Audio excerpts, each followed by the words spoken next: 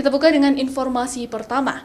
Saudara, berdasarkan data Kementerian Kesehatan pertanggal 31 Desember 2020, Aceh masuk dalam 5 provinsi yang memiliki penambahan kasus positif COVID-19 terendah, yaitu hanya bertambah 4 kasus baru.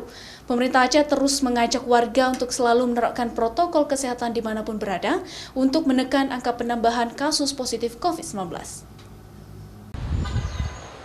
Provinsi Aceh merupakan satu dari 5 provinsi yang memiliki penambahan kasus positif COVID-19 terendah secara nasional yang dirilis oleh Kementerian Kesehatan pertanggal 31 Desember 2020 lalu.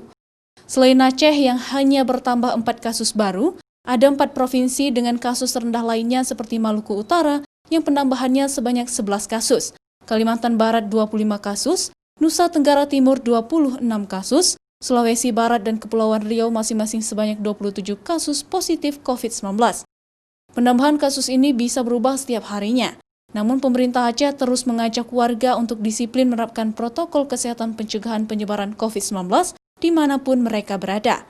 Selain itu, operasi justisi juga terus dilakukan, terutama menyasar ke pusat keramaian seperti pasar, warung kopi, dan juga fasilitas publik lainnya.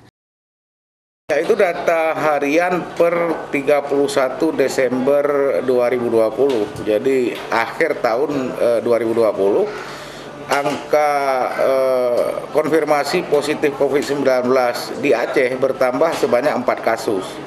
Dan ini yang terendah di nasional, karena kalau kita lihat urutannya yang paling rendah pada 31 Desember 2020 secara nasional, dan kasus yang rendah ini bukanlah sesuatu yang abadi. Sewaktu-waktu lonjakan bisa terjadi. Karena itu terus kita himbau kepada masyarakat untuk tidak abai pada protokol kesehatan. Sedangkan di awal tahun 2021, yaitu per tanggal 3 Januari kemarin, terjadi penambahan 2 kasus baru, sehingga jumlah akumulatif positif COVID-19 di Aceh sebanyak 8.763 kasus. Hal ini belum mencerminkan kondisi terjadi lonjakan atau tidak pasca libur terakhir akhir tahun, karena harus menunggu masa inkubasi selama 14 hari mendatang. Nova Misdayanti, Kompas TV, Banda Aceh.